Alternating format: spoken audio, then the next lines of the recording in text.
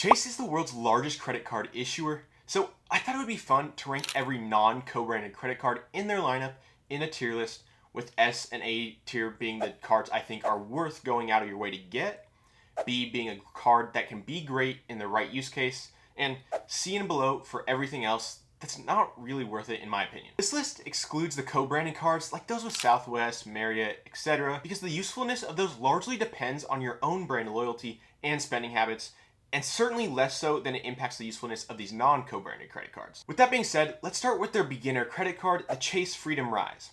This is a no annual fee card that is targeted those who are new to credit or are students. It has a simple earning structure of 1.5% cash back on all purchases and has a $25 bonus when you enroll in direct deposit.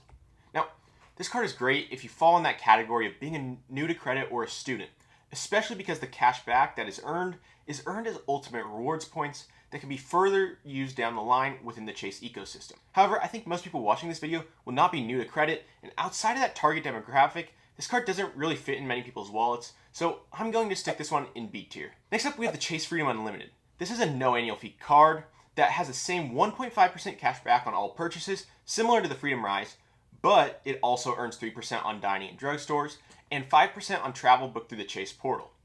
It has a standard $200 welcome bonus, aka 20,000 ultimate rewards points, which is a great for a no annual fee card, and is especially useful if you end up getting another one of Chase's more travel focused cards that I will touch on later. In my opinion, this is the cornerstone of a Chase credit card setup, especially because it acts as your catch-all card, getting 1.5% minimum on every purchase. And as such, I'm going to be putting the Freedom Unlimited as the first card in S tier. Moving on, we have the Chase Freedom Flex, which is another no annual fee card and shares the same earning categories of 3% on dining in drugstores and 5% back on Chase travel as the Freedom Unlimited. It even has the same standard $200 welcome bonus. However, where it differs is that it earns 5% back on rotating quarterly categories and 1% on all other purchases in lieu of the Freedom Unlimited's 1.5% on all purchases. I personally have this card and think that its use cases are more limited than the Freedom Unlimited, since I don't always find the quarterly categories to be super useful. I think every quarter there is generally one category that is applicable to my spending habits that I can find use in, but I don't think that you will find every category to be useful. I still think this is a great card for people trying to earn lots of Chase Ultimate Rewards points, and is a key part of the Chase trifecta that I will discuss with the next card. But with that being said, I think the Freedom Flex belongs in A tier. So now we've come to the Chase Sapphire Preferred, which is Chase's most popular card and is generally considered by experts to be the best entry point for people looking to get into travel credit cards. It comes with a $95 annual fee, but for what it offers, I think it's worth it. You earn 5x points on travel booked through Chase, 3x on dining, online groceries, and select streaming services, and 2x back on all other travel purchases. The real power, though, comes from the 60,000 point welcome bonus and the ability to transfer points to Chase's travel partners like Hyatt, United, and Southwest at a 1-to-1 ratio. Those points can easily be worth well over $750 if you use strategically for travel. On top of that, you get valuable travel protections, no foreign transaction fees. If you travel even occasionally, the Sapphire Preferred is a fantastic card that is the powerhouse of what's often called a Chase trifecta, pairing it with the Freedom Unlimited and the Freedom Flex. Meaning, the points you earned across all of those cards can be moved to your Sapphire Preferred to be transferred out to airline partners as well. For that reason, the Sapphire Preferred easily goes in S tier for me. Now, let's talk about its big brother, the Chase Sapphire Reserve. This is Chase's premium travel card that's just undergone a major refresh. The annual fee is now up to a whopping $795, up from $550 that it already was. In exchange, the perks and earning rates have been upgraded in meaningful ways. The current offer looks like this. You earn 125,000 points after spending $6,000 in the first 3 months, which is incredible. You'll earn 8x ultimate rewards points on travel booked through the Chase portal, meaning flights, hotels, rental cars, cruises, and other activities, and 4x points on flights or hotels booked directly with airlines or hotels, which in my opinion is a major reason to get this card. 3x on dining and 1x on everything else also makes it so you can use it in a lot of other situations.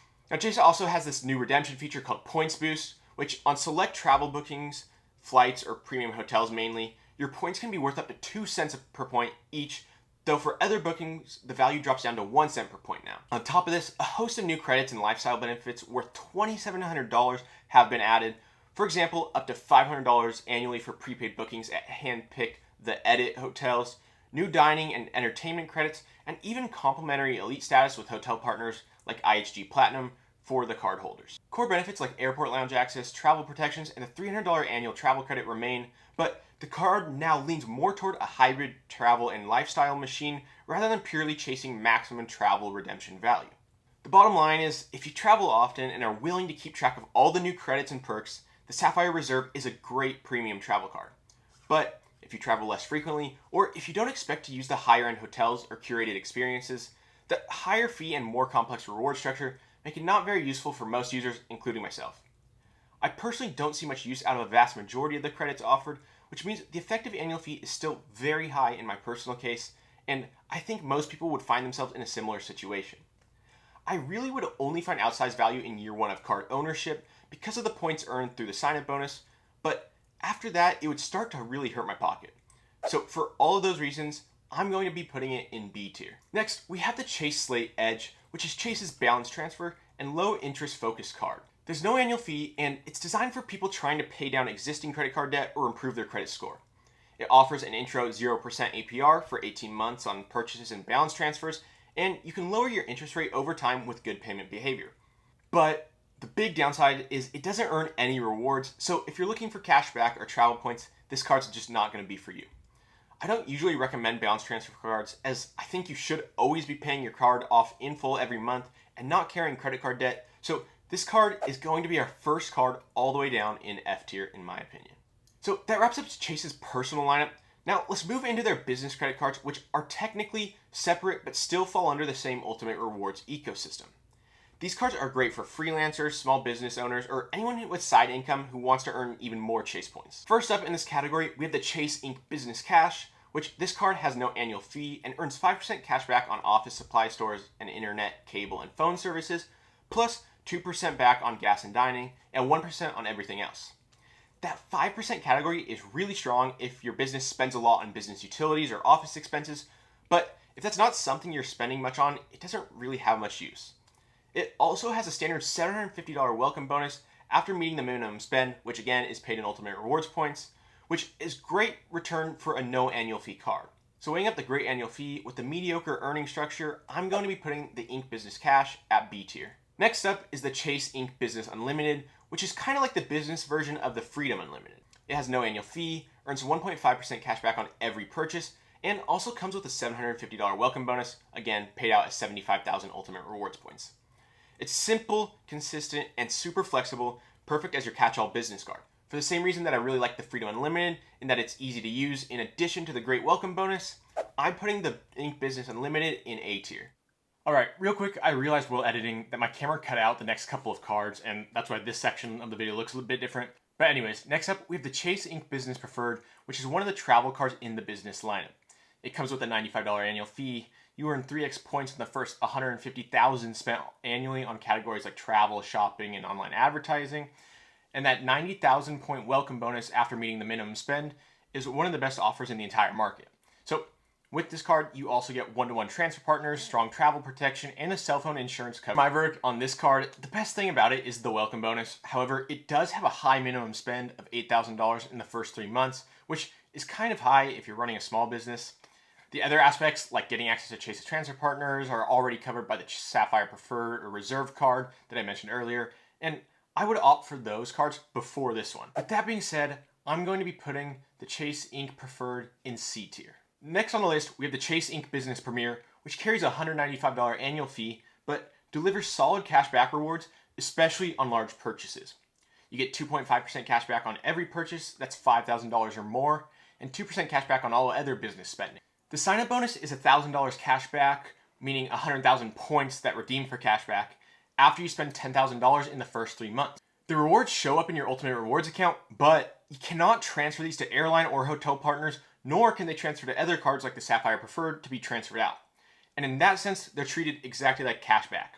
Now, for a business that spends heavily on large purchases or travel, this is potentially a very compelling card, but if your goal is to build transferable travel points, which I think is the main allure of the Chase ecosystem, it's just not the right fit. Given how niche its value is, i.e. high spend, big ticket purchases, I'm going to be putting the Inc. Business Premier in D tier. And finally, we've come to the all-new Sapphire Reserve for Business, which is Chase's first premium travel-focused card designed for business owners who want all the perks of the personal reserve, but more tailored for work. The card comes with a $795 annual fee and delivers an impressive suite of travel and business credits that together can generate over $2,500 in value. With this card, you'll earn 8x Ultimate Rewards points on travel booked through the Chase Travel Portal, 4x on flights and hotels you book directly with the airline or hotels, and 3x on social media and search engine advertising.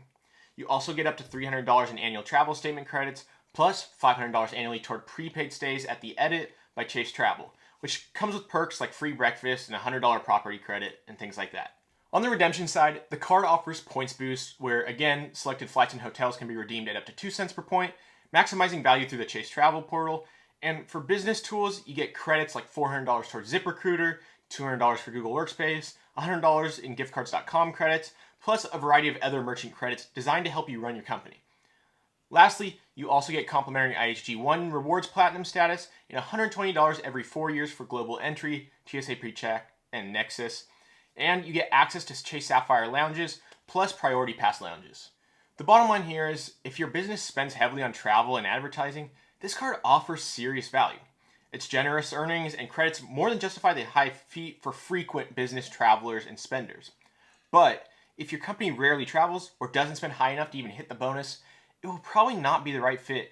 As such, due to the limited use cases, I'm going to put the Sapphire Reserve for Business in C tier. So with that rounds out Chase's business lineup, which complements their personal cards really, really well.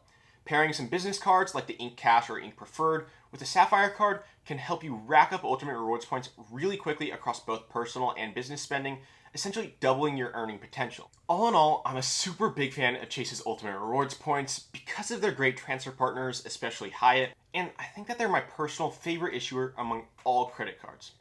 I really believe there's a card for everybody somewhere in the Chase lineup, so hopefully this video helps you to figure out which is best for you. With that being said, thank you very much for watching. Check out this video over here that YouTube thinks you might like as well.